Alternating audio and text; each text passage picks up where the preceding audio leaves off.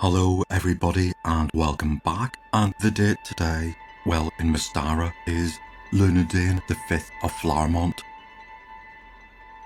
And the weather, which will not be affecting the party, it's a good day. It's moderately cloudy, dry, warm and calm. And it's also a half moon. This little calendar gives you phases of the moon, which is great. I didn't really use this when the party were outside camping, and I think I should do. But we are indoors here, and we're using the quarters that have been left behind by the missing dwarves. The other dwarves have done their best to make the party comfortable, but we have to use our own rations. They don't have any spare food. We do have some spare food. We've probably got about 3 days left of normal rations and a week left of dried rations. And after that, well, the dwarves are going to have to go out hunting. We have a guide called Belfar, and we did explore quite late into the evening, and then when we got back to our base, we used up the staff of healing on everybody. Everybody is at full health except Donard, who is at 28. And we also had a little conversation out of earshot of Belfar, the guide. The DM has been given a bit of a backstory as to what's been going on. I read all of that backstory, but the party have not been given it. So for example, we know that the dwarves broke through here, and that's where trouble started, so there's a good chance that the Black Terror, this giant spider, makes its lair there. That's not that hard to deduce. However, what we haven't been told is the dwarves did this because they saw an extremely valuable jeweled necklace just out of reach on this side. They have kept quiet about that, so we still don't know their motivation for why they bothered to break through into this area here. We also wonder, are the orcs in league with this spider, or are the orcs being hunted by this spider? We know that the orcs started raiding the dwarven mines and attacking the dwarves prior to this event. We know that now the spider has been released, the orcs have ceased their attacks, and we can only come to the conclusion that the orcs are, well, frightened of it. Okay, so we're going to set off, and this half of the map has been cleaned by the dwarves and is fit for travel. The tunnels are still low, apart from when we get to a sizable junction when the tunnels raise into a cavern. We got hit by 2 rock falls the last time here and here. We're going to go at our typical walking speed of 60 feet every 10 minutes because our 2 dwarves, Carrick and Belfar, are going to do their best to look for any structural weaknesses.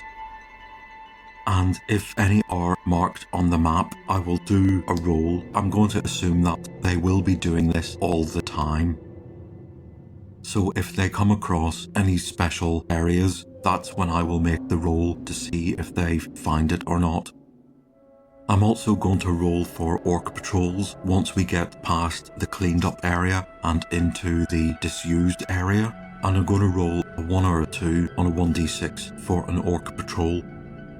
There are still a lot of orcs to get through, and I really don't want to end up in a situation where we encounter 20 orcs in 4 rooms side by side.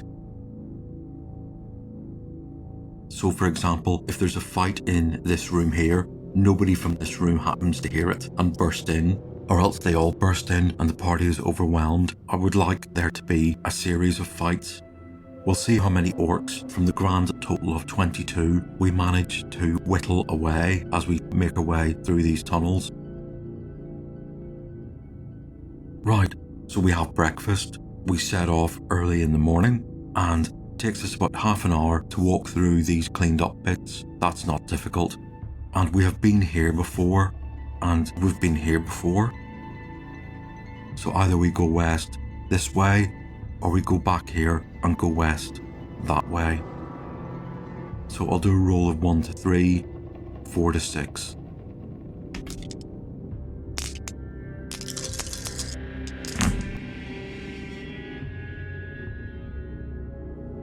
And the decision is split, but Belfar, who knows these tunnels and is our guide, has recommended that we try this way here.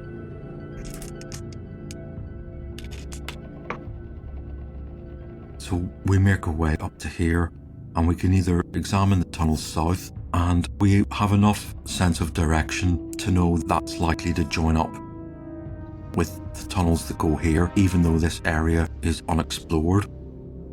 Actually, no, that isn't that obvious, because this is a hole in our map, and that might be pure rock.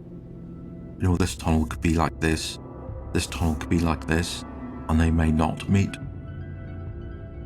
But okay, we're here, and we're going to shutter the lantern and use our infravision.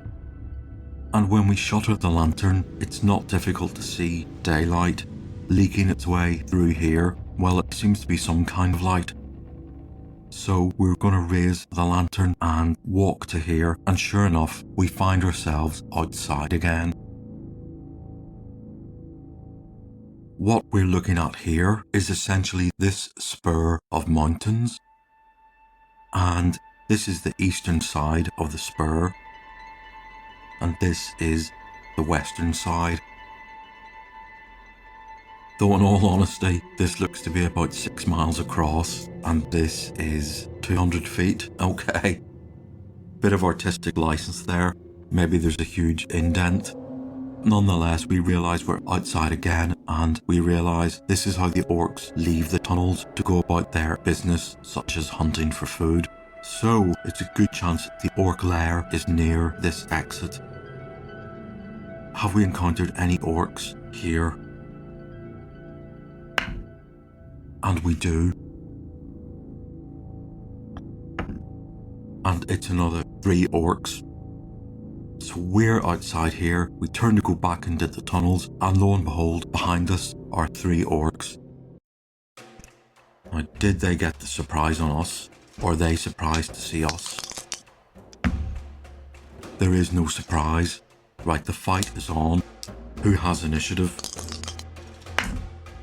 We get initiative. Right. I'm going to do missiles first. Our party can stand upright here. This is the outside world.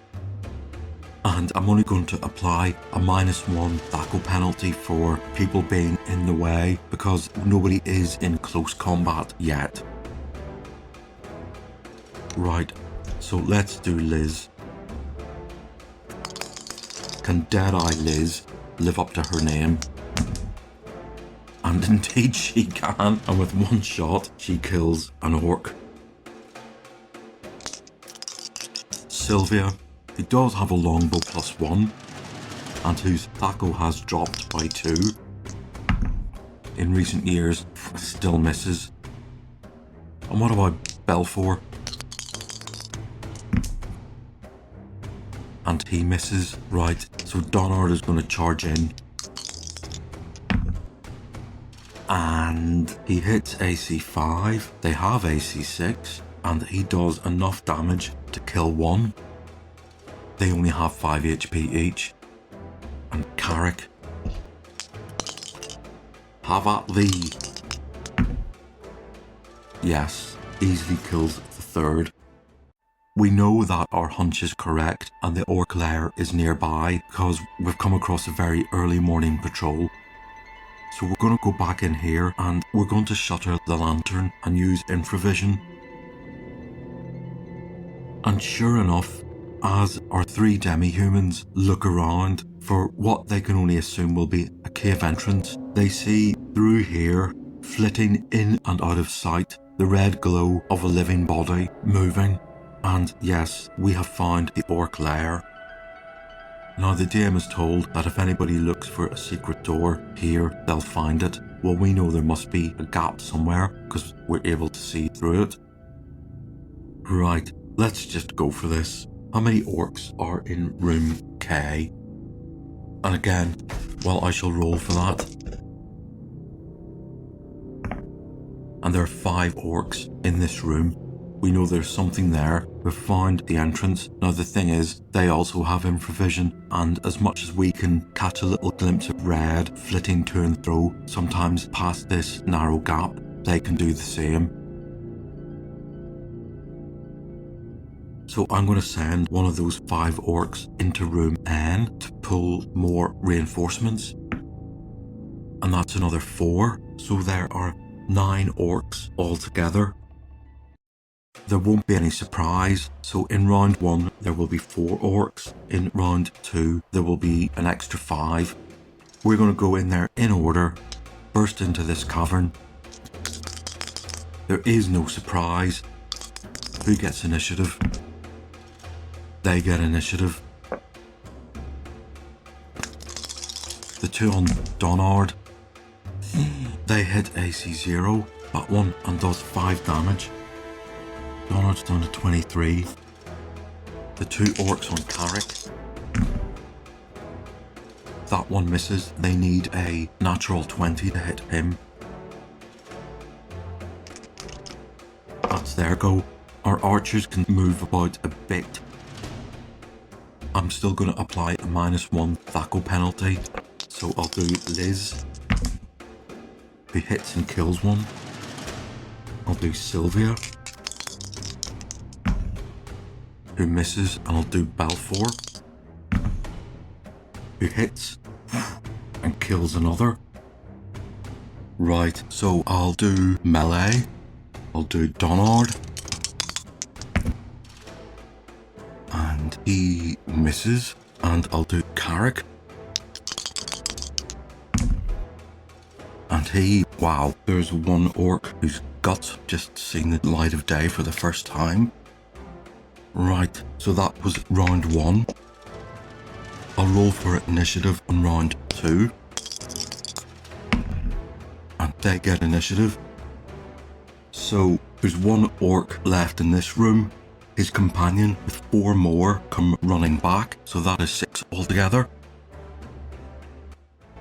So that is 3 on each of our front liners. Not good. I'll do 2 on Carrick.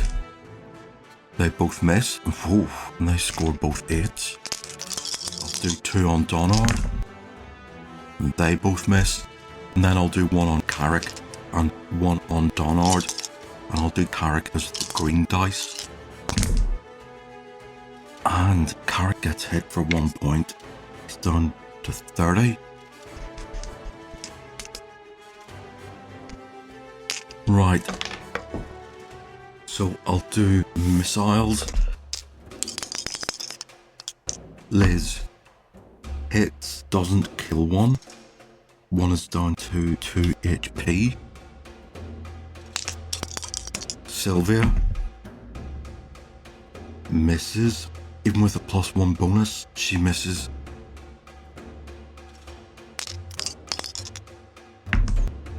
Balfour misses. Right, there are 6 orcs. We've been in this situation before. Malin has to work out, does he want to use a sleep spell on 6 enemies when around the corner there might be 12? No, I'm gonna pass. Might regret it. Donard hits and smashes 1 orc into oblivion. Carrick, who just carved up an orc, swings around and carves up a 2nd orc. There's 4 left. It is round number 3. And they get initiative. So there's 4 left. That's 2 on Donard and 2 on Carrick. Will we regret not using sleep? Not on Donard. Not there. And not there. Right.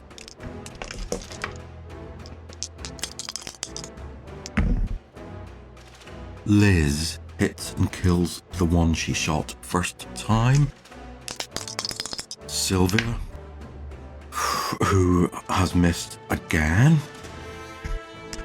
Balfour, who hits and takes one down to 1 HP.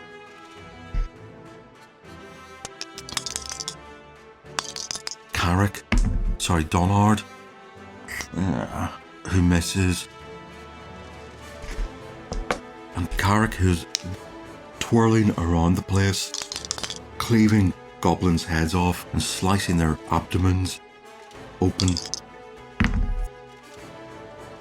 Still continues with that trait and slices another one. There's 2 left. Round number 4. They get initiative a 4th time. Right, let's see if their morale holds up. And it does. So 1 on Donard and 1 on Carrick. And again, the 1 on Carrick is the green dice. And that's 2 misses. Liz hits and kills the one that Belfar shot. Sylvia misses again. Belfar misses. Donard misses. And Carrick, who seems to be frenzied, does enough to hit and kill the last orc, and Malin is there holding the lamp. So we gather our breath and we listen at this door.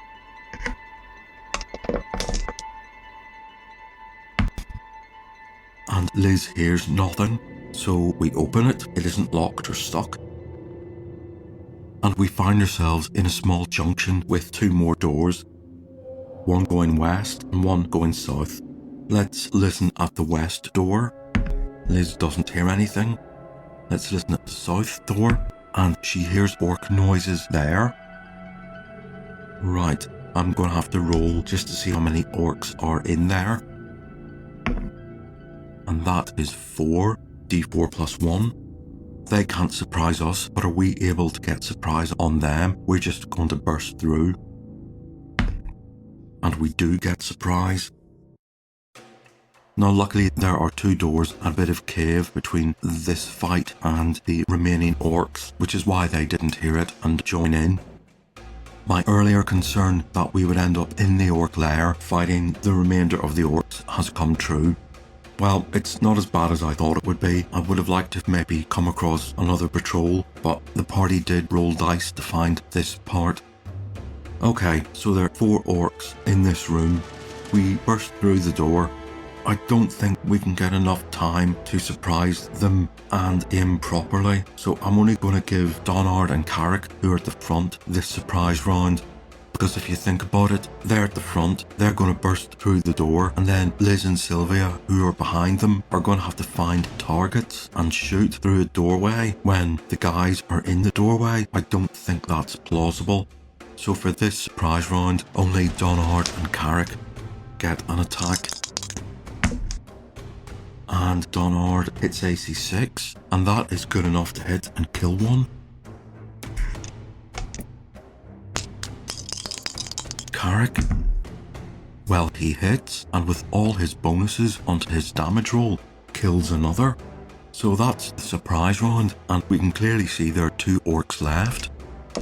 Let's get initiative. And they get initiative. Right, do they run? And they do. Right. They run through this door and we have to give chase. They are slightly faster. They are used to these caves. And we pursue them. They burst through this door here, and this is the Orc Chieftain's throne room. He's there with 3 other orcs, plus these 2 fleeing, or 6 altogether. There won't be any surprise. These 2 fleeing orcs will have mitigated against surprise. So yes, it's the guys are at the front line again, and it's round number 1.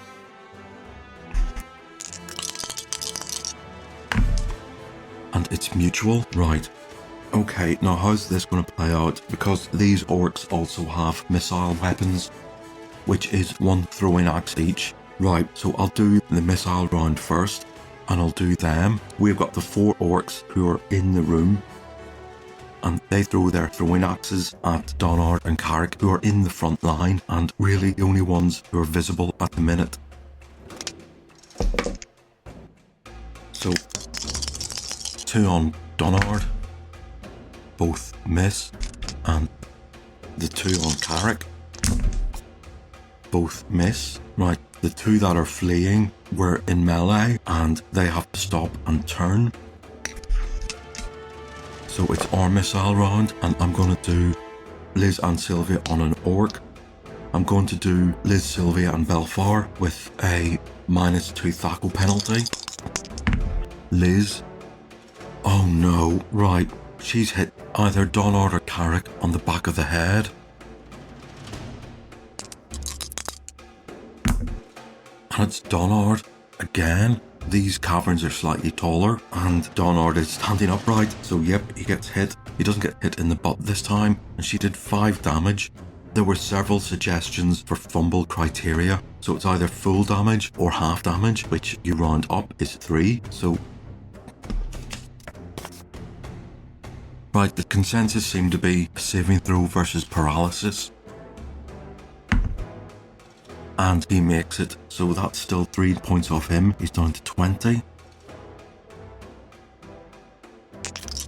Belfar. Effectively, he throws a 14 because add 1 for short range, take away 2 for friendly cover. So he hits AC 5 and he does 3 damage to 1. And Sylvia, whose longbow +1 short range will negate the -2 thackle penalty. And she misses. Okay, so now it's the melee round. Okay, so I'll do the 2 orcs that we were pursuing. One's on Donard, one's on Carrick. They both miss, luckily, just by 1 point. And I'll do the boys. Donard, not content with being hit on the back of the head, he decides to hit himself in the kneecaps. And Carrick, orc cleaver. Wow, hits and wipes out another. So there are 5 left and one of them is damaged. Right, I didn't do spells. That was a slip up. Okay, so we're going to have to move on to round number 2. And we get initiative for the first time. Missiles. Liz. Well, she does manage to thread an arrow between the guys and kill an orc. Belfar. Whoa. Manages to shoot another orc. The one he shot is down to 1 HP. Shame it's still alive. Sylvia.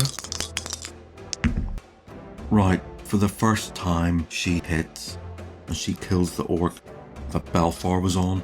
That means there are 3 orcs left. Okay, right, now we know that sleep is not party friendly. It could put Sylvia and Belfar to sleep. Now we have a problem. There's only 3 hit dice of orcs left. So if we cast sleep and we cast 11 points, there's a good chance we might put Sylvia and Belfar to sleep. So I think it's past that threshold where sleep could be a liability. So I'm going to go from straight into melee. And Donard carves up another orc. And Carrick's going to charge for the leader. And look at that. He hits and kills. Whoops, I didn't even roll the right dice. I should have rolled a 1d12. But a 9 anyway. What would I've got? An 11. Yep, that's enough to slice the leader's head off. So there's 1 orc left.